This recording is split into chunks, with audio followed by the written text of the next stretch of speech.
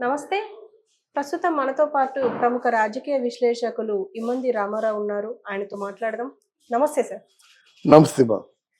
Sir, ఇప్పుడు ప్రస్తుతం ఒక వీడియో బాగా వైరల్ అవుతుంది. ఏంటంటే double Ismart Shankar, Puri Jagannadh director, Ram hero. అయితే ఇందులో ఒక పాట రిలీజ్ అయింది. ఆ పాటకు సంబంధించి అందులో మీమ్స్ ఎక్కువ వాడారు. ఇన్‌స్టాగ్రామ్ మీమ్స్ అవ్వచ్చు, ఏదైనా అయితే ఇందులో కేసీఆర్ డైలాగ్ ఒకటి ఉంది.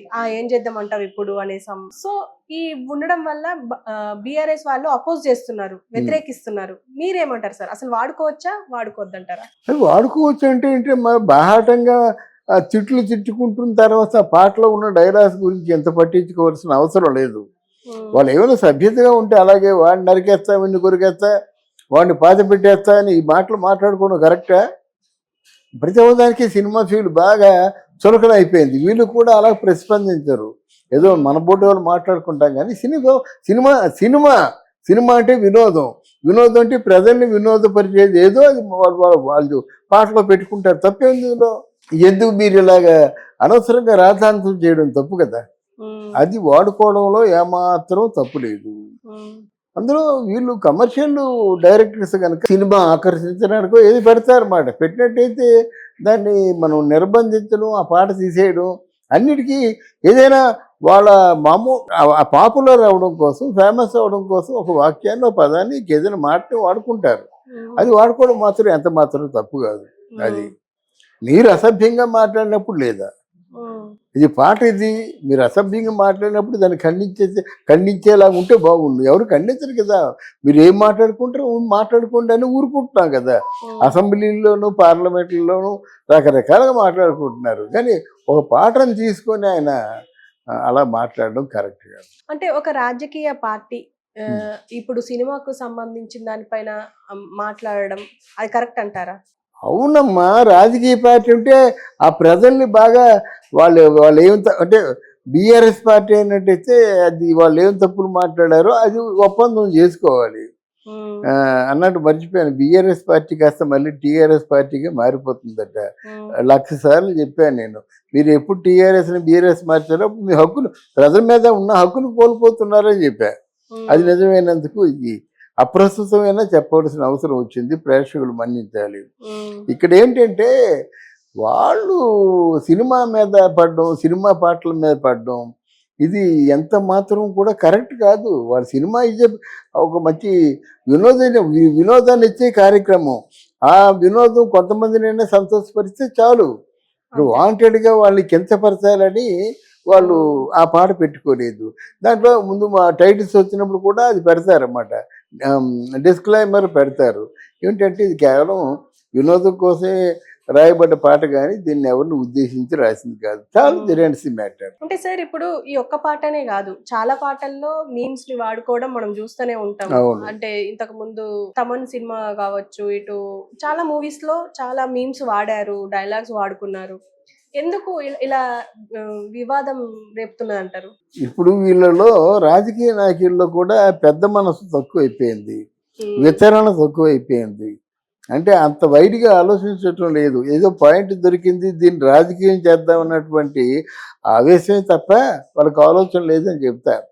ఉదాహరణకి ప్రైమ్ మినిస్టర్గా జవహర్లాల్ నెహ్రూ ఉన్నప్పుడు ఆర్కే లక్ష్మణ్ ఒక కార్టూన్లో వేసేవాడు. ఆర్కే లక్ష్మణ్ అని పెద్ద ప్రఖ్యాత కార్టూనిస్టు. ఆయన ఒక కార్టూన్ వేసేవాడు.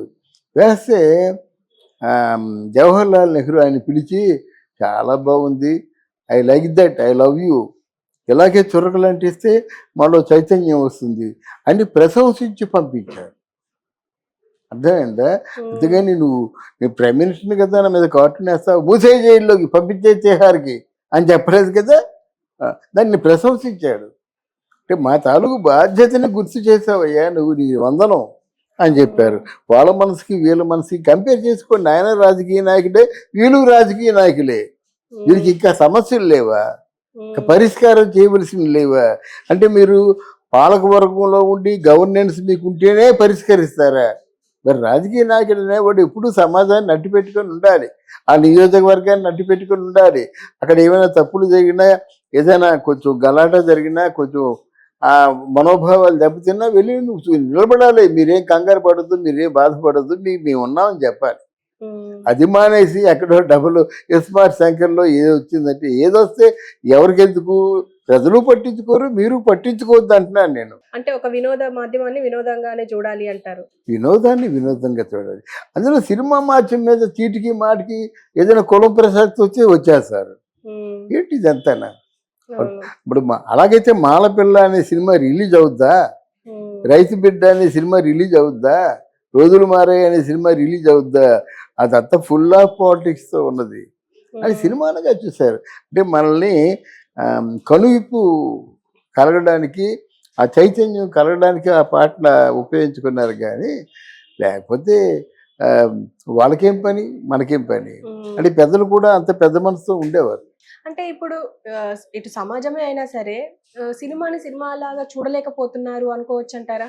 ఎందుకంటే లేదు, చాలా ప్రభావం చూపిస్తున్నాయి అనుకోవచ్చు. రాజకీయాల్లో ఉన్నవాడు ప్రతి మనిషి కూడా రాజకీయమే చేస్తున్నాడండి. ఉమ్, ఇప్పుడు ఎప్పుడో అక్కడేదో బాధాకరమైన డైలాగ్ చెప్తున్నాడు, ఇక్కడ ఉమ్, దేనికో ఇలాగ అంటున్నాడు.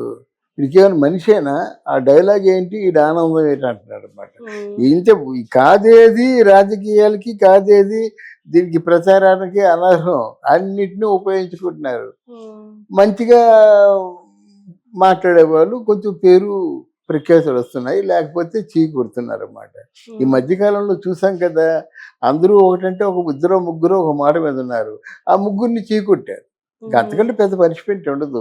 అందుకే మనం వీడియోలు చెప్పుకున్నప్పుడు చాలా దూరంగా ఆలోచించి చెప్పుకోవాలన్నమాట. ఉమ్.